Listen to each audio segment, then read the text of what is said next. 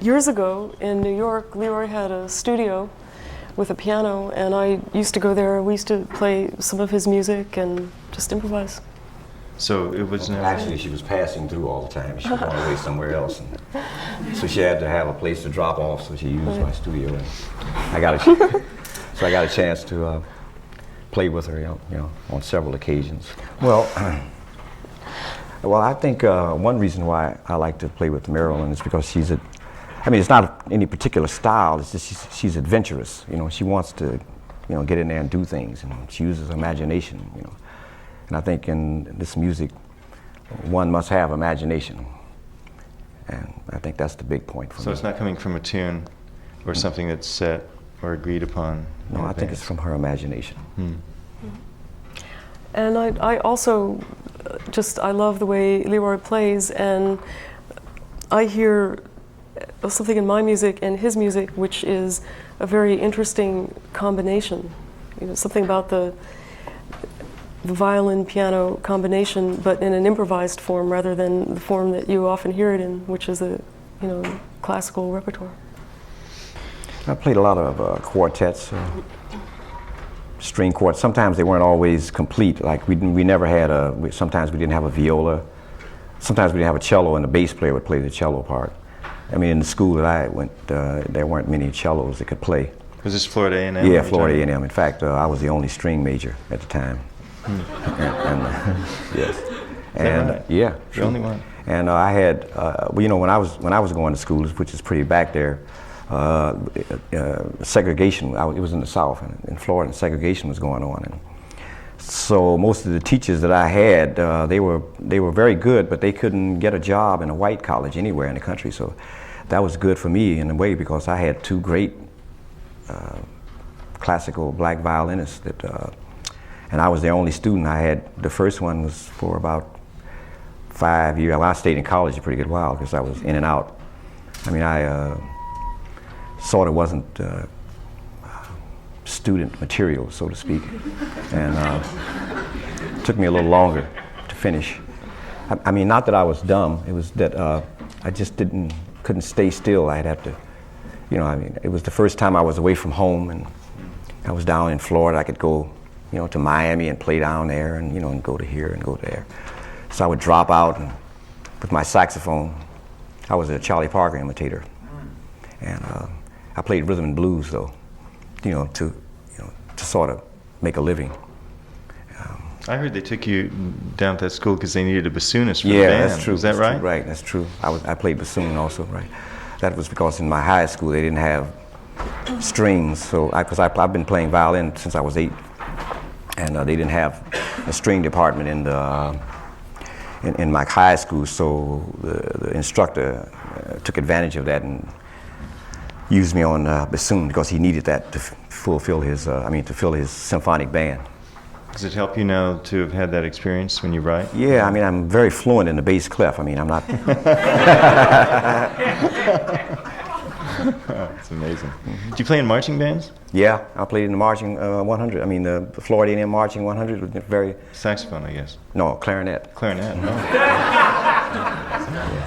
Amazing. Yeah. Well, I mean, they were all relatives, saxophone and the clarinet. In fact, I started on the clarinet, in fact, in the church band. After the violin, I started on the clarinet, and then I went to the bassoon, and I went to saxophone. Tell us a little bit about your writing music, your composing now, Leroy. You're doing a lot of pieces for symphony orchestra, for string quartet. How did this development come about? Is this something that you relish and that you'd like to spend more of your time doing, or what's happening with that? Well, I think so. I think I sort of evolved into it. I mean, I became interested in composition for economical purposes, really.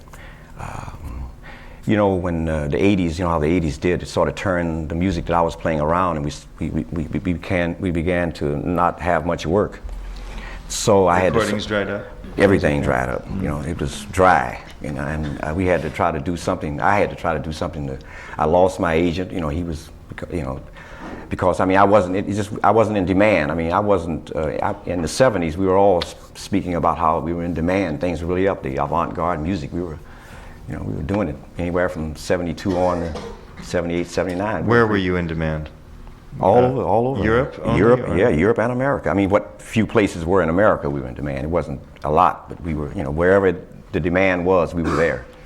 And so when that dried up, I sort of, looked for new avenues, and I noticed that when I would go to a concert, when I would play a concert before, a lot of classical new music players or composers or fans would come up to me and say they enjoyed my work. And I also noticed that Philip Glass and Steve Reich, they had sort of, got a lot from John Coltrane. So I noticed that, so I kind of noticed that. And then plus the fact, I thought that I probably had a few people over there. So if I could just get a few over there, maybe that might help me get a few gigs.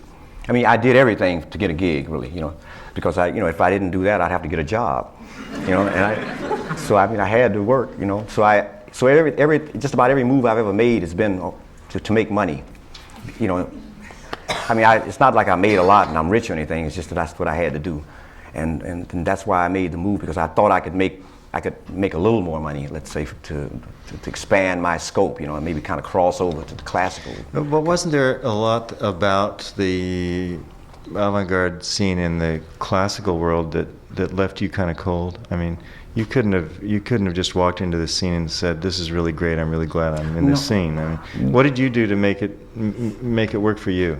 Well, like back in the AACM days, I mean, we were studying scores of the different modern composers, and I think we were doing it because we were trying to find reasons for doing what we were doing. I mean, because we weren't just talking about making the big noise anymore. We were talking about how can we get this together? How can we, organizing strategies. How can we organize the music in a way where it could be more like what we're used to doing? And so we had to have some kind of example, and I think that some of the composers that broke away from, some of the modern composers that broke away from the traditional thing gave us that impetus. Not necessarily they were so cold or whatever, I mean, it was just that they took it on themselves to write in their own ways, they used different ways of writing music. Most of it was not in any way resemble what I was used to sing in music.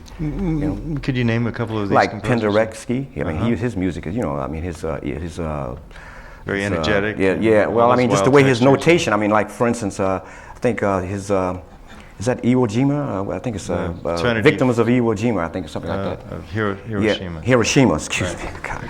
And that piece, the way he uses his strings to get all those sounds. I mean, those glissandos. It's excruciating. I mean, sounds. Right, but still, it's his own way of doing it, and that's the thing I mean. So after experiencing that, then you could say, oh well, if they can do it, I can do it. I can go into my own way of producing the music that I want to produce. And I think that's how I relate to the modern classical music. What kind of sonorities do you tend to evoke from an ensemble? If you're writing, let's say, for a string quartet, do you work in a certain range, or do you try to get a kind of a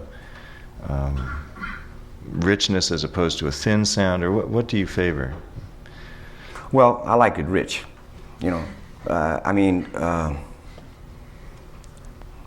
I guess I was thinking of that Penderecki piece where everything's real pinched and kind of squealy. Yeah. Well, I mean, some of it, not all of it. Some of it is premeditated. I'm sure that what he was doing, he meant to do what he, and within the range of his writing, I think he thought some of his stuff was rich. But it may not be rich in your language, but it was in his. I think it had a certain amount of harmony, if you want to call it that. It brought out the feeling that he was trying to bring out. So I think in that sense, I don't try to anything. I just go step by step. I don't have a system, and I just sort of go. I just turn corners and try to keep going until it's ended. And as far as sometimes you come upon something that you want to do musically, you just do what you think that would bring out this part the most, and that's whatever. So I mean, it's not really any particular methods. Do you have that string quartet recording? Yes, I have. Yeah.